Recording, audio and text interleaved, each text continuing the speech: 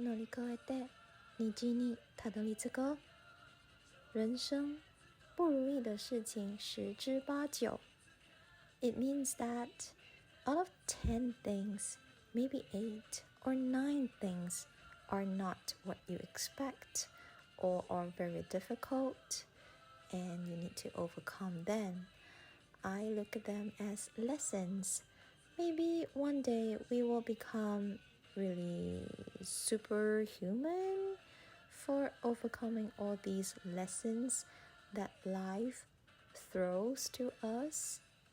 But yeah, we can always overcome our problems. Always believe in yourself, and we can see the light at the end of the tunnel.